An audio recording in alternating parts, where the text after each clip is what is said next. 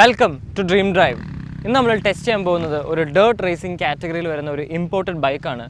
അത് വളരെ പോപ്പുലറായ KTMൻ്റെ 350 SX-F.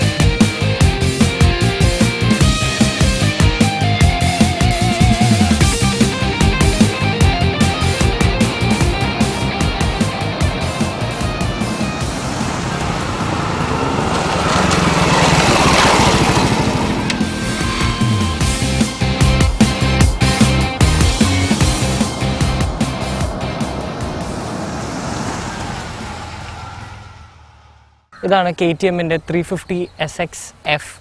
So ഇതൊരു 350cc എഞ്ചിനാണ് with five speed gear box and liquid cooling system. And ഈ ഒരു ഡേർട്ട് റേസിംഗ് കാറ്റഗറിയിൽ ഏറ്റവും കൂടുതൽ നമ്മൾ കണ്ടുവരുന്നത് 250cc അല്ലെങ്കിൽ 450cc ബൈക്സാണ്. സോ KTMന് മാത്രമേ ഈ 350ccയിൽ അവൈലബിൾ ഉള്ളൂ.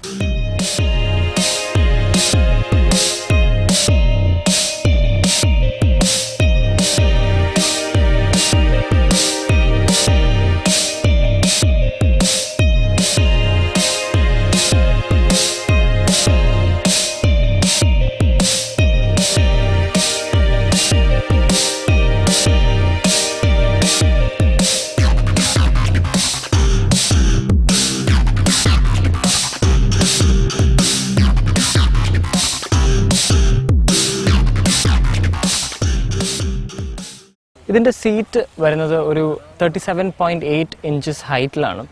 ആൻഡ് ഈ സീറ്റിലും ഒരു പ്രത്യേകതയുണ്ട്. ദാറ്റ് ഇസ് ഫോർ എക്സാമ്പിൾ ഇതൊരു ഡേർട്ട് റേസിംഗ് കാറ്റഗറി ആയതുകൊണ്ട് ഇതിൻ്റെ റൈഡർ ഒരു ഫിക്സ്ഡ് പൊസിഷനിൽ നിന്നല്ല ഇത് ഓപ്പറേറ്റ് ചെയ്യുന്നത്.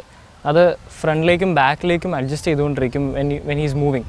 ബിക്കോസ് ആ ട്രാക്കിൻ്റെ പിറ്റ്സും ജംപ്സും അനുസരിച്ച് ഇതിന് ഭയങ്കര അധികം ഇമ്പോർട്ടൻസ് ഉണ്ട്. ദാറ്റ് ഇസ് റൈഡറിൻ്റെ പൊസിഷൻ. സോ അതിന് വേണ്ടിയിട്ടാണ് ഒരു ലോങ് സ്ട്രിപ്പ് ഓഫ് സീറ്റ്, അതായത് നമുക്ക് നോക്കി കഴിഞ്ഞാൽ ഓൾമോസ്റ്റ് ഹാൻഡിലിൻ്റെ വളരെ ക്ലോസ് ആയിട്ട് വരെ ഇത് വരുന്നുണ്ട്. ആൻഡ് ടുവേർഡ്സ് ദി എൻഡ്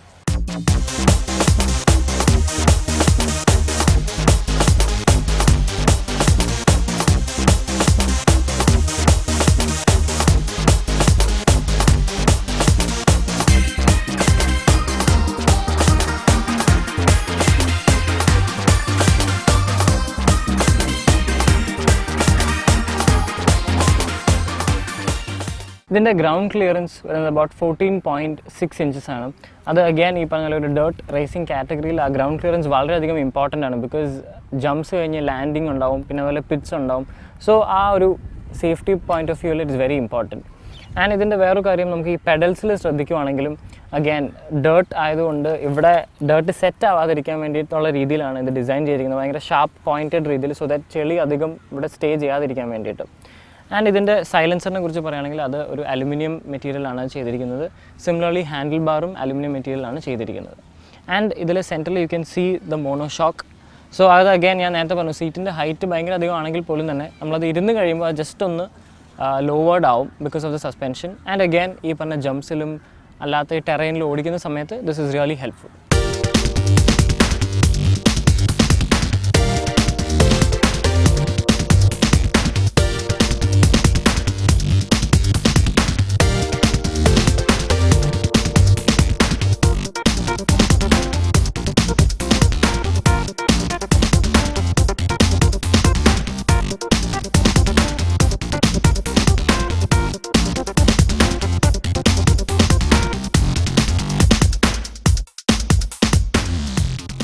ഇതിൻ്റെ വീൽസിനെ കുറിച്ച് പറയുകയാണെങ്കിൽ ഇതിൻ്റെ ഫ്രണ്ടിൽ ഇത് വരുന്നത് ഒരു 21 ഇഞ്ച് വീലാണ്. ആൻഡ് റിയറിൽ ഇറ്റ്സ് അബൌട്ട് 19 ഇഞ്ചസ്. ആൻഡ് ഇത് കാണാൻ പറ്റുന്നത് പോലെ തന്നെ ഡേർട്ട് റേസിങ്ങിന് വേണ്ടിയിട്ടുള്ള സ്പെസിഫിക് ടയേഴ്സാണ്. പക്ഷേ അതുകൊണ്ട് തന്നെ ഇത് നമുക്ക് നോർമൽ റോഡ്സിൽ ഓടിക്കാനും പറ്റില്ല. ഈ ട്രെഡിങ് അത് ഭയങ്കരമായിട്ട് എഫക്റ്റ് ചെയ്യും, സ്മൂത്ത് റൈഡ് ആവില്ല. ആൻഡ് അത് മാത്രമല്ല, ഇങ്ങനത്തെ bikes this is purely for racing. So normal roads അല്ലെങ്കിൽ പോലും ഇത് ഇറക്കാൻ പാടില്ലാത്തതാണ്. It's not legal. സോ ഇത് ഓൺലി ഫോർ റേസിംഗ് പർപ്പസ് ആണ്. ആൻഡ് അതുകൊണ്ട് തന്നെ if you can also see ഇതിൽ സ്റ്റാൻഡ് എന്ന് പറയുന്ന ഒരു നോർമൽ സ്റ്റാൻഡ് അല്ല, ഇതൊരു റിമൂവബിൾ സ്റ്റാൻഡാണ്. സോ റേസിംഗ് മുമ്പം you just take it off and go for the racing. ഇത് എങ്ങാനും നിർത്തി വയ്ക്കേണ്ട ആവശ്യം വരുമ്പോൾ മാത്രമാണ് നമ്മൾ ഈ സ്റ്റാൻഡ് യൂസ് ചെയ്യുന്നുള്ളൂ.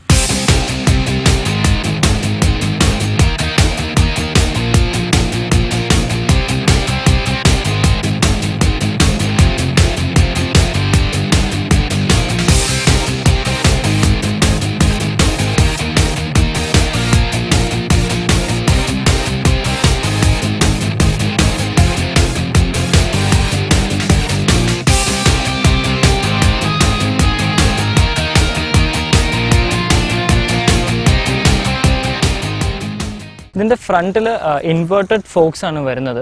ആൻഡ് ഇത് ഒരു കൺവെൻഷണൽ ബൈക്കിനെ വെച്ച് കമ്പയർ ചെയ്യുമ്പോൾ ഇറ്റ്സ് മച്ച് വൈഡർ ആൻഡ് ഇതിൻ്റെ മൂവ്മെൻറ്റും വളരെയധികം സ്മൂത്തറാണ്.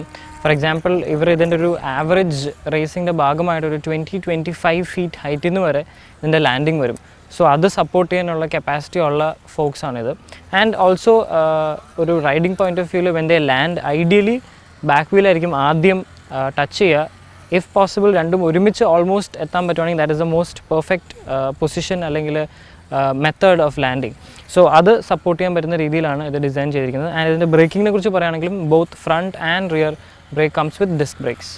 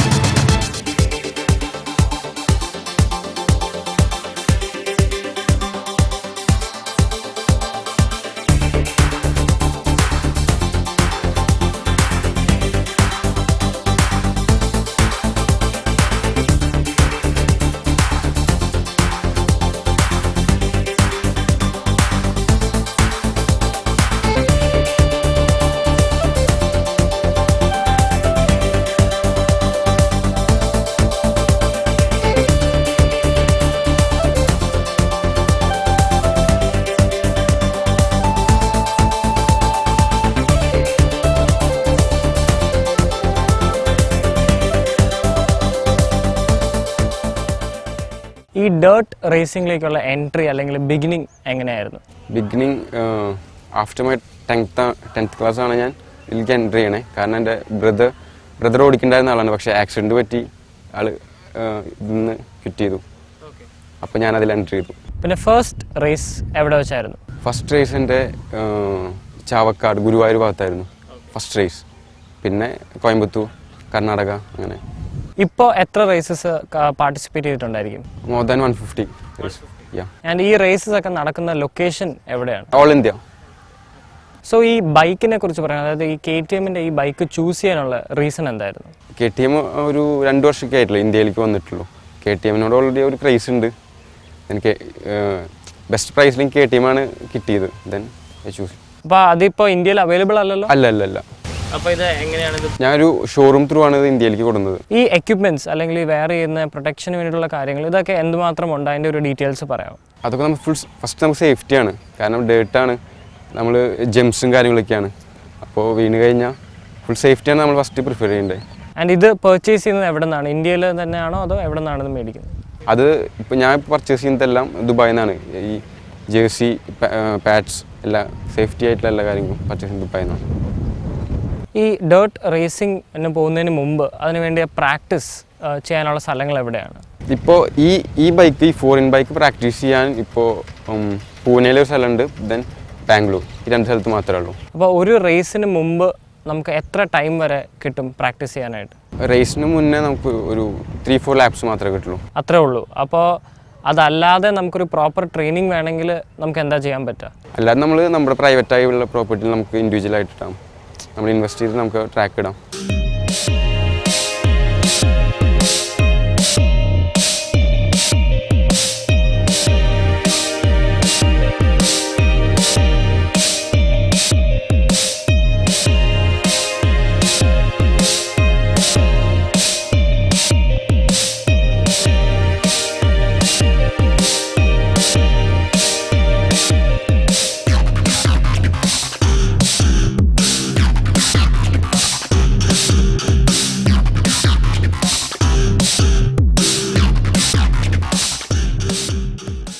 സോ ഒരു ബിഗിനറിന് ഈ ഫീൽഡിലേക്ക് എൻ്റർ ചെയ്യണമെങ്കിൽ അതിന് വേണ്ട പ്രാക്ടീസ് അല്ലെങ്കിൽ ട്രെയിനിങ് എവിടെ അവൈലബിൾ ആണ്? നമുക്ക് ട്രെയിനിങ്ങിന് പോകണമെങ്കിൽ ഇതിന് വേണ്ടി പ്രൊഫഷണൽസ് ആൾക്കാർ ഇപ്പോൾ ട്രെയിനിങ് കൊടുക്കുന്നുണ്ട്. ആ സ്ഥലങ്ങളാണ് ഈ ബാംഗ്ലൂർ, പൂനെ, ആ സ്ഥലങ്ങളിൽ. അപ്പോൾ ബൈക്ക് സ്വന്തമായിട്ട് ഉണ്ടെങ്കിൽ മാത്രമേ നമുക്ക് ഈ ഫീൽഡിലേക്ക് ടെക്നിക്കലി പറഞ്ഞാൽ എൻ്റർ ചെയ്യാൻ പറ്റുള്ളൂ. സോ ഈ ട്രാക്ക് സെറ്റ് ചെയ്യുന്നതിൽ എന്തൊക്കെ കാര്യങ്ങളാണ് നിങ്ങൾ ശ്രദ്ധിക്കുന്നത്? ഈ ട്രാക്ക് സെറ്റ് ചെയ്യാൻ ഈ ജെംസ് കാര്യങ്ങളൊക്കെ എനിക്ക് ഒരുപാട് മെഷർമെൻറ്റ്സ് കാര്യങ്ങളൊക്കെ ഉണ്ട്. അതുകൊണ്ട് തന്നെ ഞാൻ പ്രൊഫഷണലായ റൈഡറിനെ വിളിച്ചിട്ടുണ്ട്. ഞാൻ ജോഷുവ, ബാംഗ്ലൂരിലുള്ള ആളാണ്. ആളിപ്പോൾ മോർ ദാൻ 15 years ആയിട്ട് റേസിൻ്റെ ഉള്ളിലാണ്. ഇപ്പോൾ ആൾ സ്റ്റോപ്പ് ചെയ്തു. അപ്പോൾ ആൾ നെക്സ്റ്റ് വീക്കിൽ ആൾ വരും, എന്നിട്ട് ട്രാക്ക് സെറ്റ് ചെയ്യാനാണ് എൻ്റെ പ്ലാൻ. അപ്പോൾ ഈ നേരത്തെ പറഞ്ഞ പോലെ ഈ ജംസ് പോലെ വേറെ എന്തൊക്കെ എലമെൻറ്റ്സ് ആണ് നിങ്ങൾ ഇതിൽ ഡിസൈനിൽ ഇൻകോർപ്പറേറ്റ് ചെയ്തത്? ജെംസ്, പിന്നെ കോർണേഴ്സിൽ ബംപ്സ്, അങ്ങനെ ഒരുപാട് കാര്യങ്ങൾ. ഈ ഡേർട്ട് റേസിംഗിൽ എത്ര കാറ്റഗറീസ് ഉണ്ട് നമുക്കൊരു പാർട്ടിസിപ്പേഷൻ ഉള്ളത്? ഇപ്പോൾ 4-in ക്ലാസ് വരും, പിന്നെ ഇന്ത്യൻ എക്സ്പേർട്ട്, നോവൈസ്, ബിഗിനേഴ്സ് എന്ന് പറഞ്ഞാൽ ആദ്യമായിട്ട് എൻട്രി ചെയ്യുന്ന ആൾക്കാർ ബിഗിനേഴ്സ്. പിന്നെ അത് കഴിഞ്ഞിട്ടുള്ള സ്റ്റെപ്പാണ് നോവൈസ് ഒരു മീഡിയം നിൽക്കുന്ന ആൾക്കാർ. പിന്നെ പ്രൊഫഷണൽ ക്ലാസ്സാണ് എക്സ്പേർട്ട് എന്ന് വെച്ചാൽ ഫുൾ ടൈം അത്ര എക്സ്പേർട്ടായ ആൾക്കാർ മാത്രം ഓടിക്കുന്ന ക്ലാസ്സാണ് എക്സ്പേർട്ട്. പിന്നെ 4-in ക്ലാസ് ഈ ബൈക്സ് മാത്രം, ഇങ്ങനത്തെ ബൈക്സ് മാത്രം. ഈ 4-in ക്ലാസ്സിൽ മാത്രമേ ഈ ബൈക്സ് ഓടിക്കാൻ പറ്റുള്ളൂ. ബാക്കിയെല്ലാം നമ്മൾ ഇന്ത്യയിൽ മോഡിഫൈ ചെയ്ത ഇമ്പൾസ്, RX, അങ്ങനത്തെ അപ്പാച്ചി, അങ്ങനത്തെ ബൈക്സാണ് യൂസ് ചെയ്യുക. അപ്പോൾ ഇതിന് മുമ്പ് ഇന്ത്യൻ കാറ്റഗറീസിലെല്ലാം റേസ് ചെയ്തിരുന്നു? ഇന്ത്യൻ ക്ലാസ്സാണ് ഞാനിപ്പോൾ പാർട്ടിസിപ്പേറ്റ് ചെയ്യുന്നത്. നെക്സ്റ്റ് ഞാൻ ഇതിലേക്ക് ജോയിൻ ചെയ്യാൻ പോവാണ് 4-in ക്ലാസ്സിലേക്ക്. അപ്പോൾ ഇത്രയും നാളും ഇന്ത്യൻ കാറ്റഗറീസിലാണ് റേസ് ചെയ്തിരുന്നത്. ഇപ്പോൾ ഫസ്റ്റ് ടൈം ആയിട്ട് ഫോറിൻ ക്ലാസ്സിലേക്ക് പാർട്ടിസിപ്പേറ്റ് ചെയ്യാൻ പോവുകയാണ്.